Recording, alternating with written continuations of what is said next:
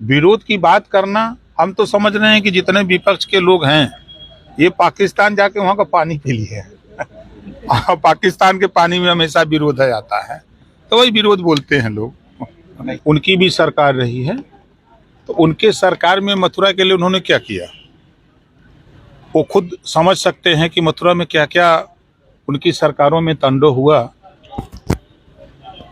वो तो खुद समझदार हैं। अब उनके विषय में हम आज इस अवसर पर क्या कहें। देखिए, बाबा साहब डॉक्टर अम्बेडकर फिर याद आते हैं कि संविधान सबको मजबूर कर देता है। कल तक कुंभ की निंदा करने वाले लोग अब कुंभ में जा रहे हैं, तो ये तो संविधान की ही देन है। देखा जाए एक तरह से कि कुंभ की अगर हम बात करें तो उन्होंने ये कहा है कि जैसे कुंभ में आचमन करने की बात की जा रही है, मथुरा उत्तर प्रदेश में ही है, उसमें भी आचमन करके दिखा, इस तरह का चैलेंज कर रहे हैं। देखिए, ये तो पॉलिटिकल चीजें हैं तो कह रहे हैं। उनकी भी सरकार रही है, तो उनके सरकार में मथुरा के लिए उन्होंने क्या किया वो खुद समझ सकते हैं कि मथुरा में क्या क्या उनकी सरकारों में तांडव हुआ, वो तो खुद समझदार हैं। अब उनके विषय में हम आज इस अवसर पर क्या कहें। सीएम योगी कह रहे हैं कि $1 ट्रिलियन का यूपी होगा, लेकिन अखिलेश यादव कह रहे हैं कि बीजेपी वाले $1 ट्रिलियन झूठ बोलते हैं और कुछ नहीं कर सकते। शायद अखिलेश जी को पता नहीं है कि देश के प्रधानमंत्री जी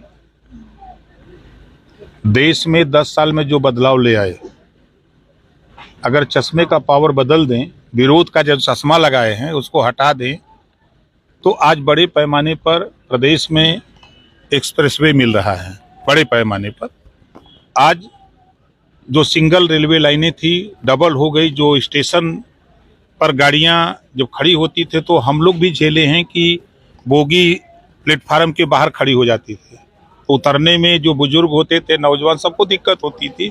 लेकिन आज प्लेटफार्म को बढ़ा करके स्टेशनों के सुंदरीकरण करके एक व्यवस्था वहाँ भी मिली।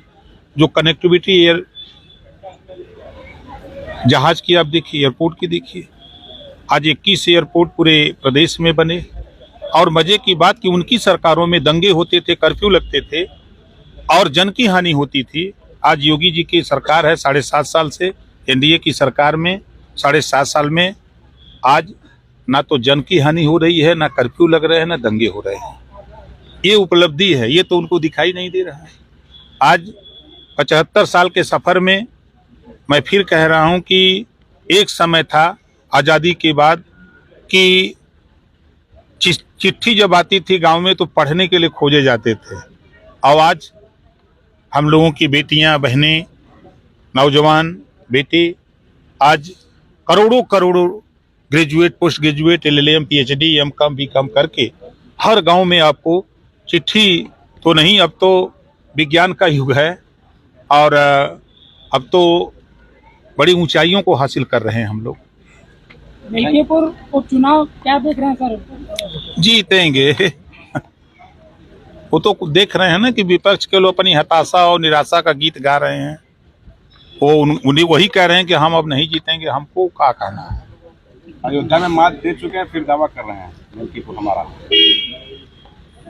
अब वो तो 9 जीत रहे थे बाई इलेक्शन जो अभी इसके पहले हुआ था, और सेमीफाइनल 27 का भी बता रहे थे। वो तो बहुत कह रहे हैं कि पुलिस की दबंगई से जीते हैं। अगर ये बात वो कह रहे हैं तो क्या वो सीसामऊ और करहल पुलिस के बल पे जीते थे? ये बात तो उन पे भी लागू होती है। 2 सीटें जो वो जीते, क्या उनके कहने पर वहाँ की पुलिस ने उनके लिए वोट डाला था? जनता ने उनको वोट दिए, वो जीते। जनता ने 7 जगह हम लोगों को वोट दिया, हम लोग जीते। तो कहना, विरोध की बात करना, हम तो समझ रहे हैं कि जितने विपक्ष के लोग हैं ये पाकिस्तान जाके वहाँ का पानी पी लिए हैं। पाकिस्तान के पानी में हमेशा विरोध आ जाता है, तो वही विरोध बोलते हैं लोग।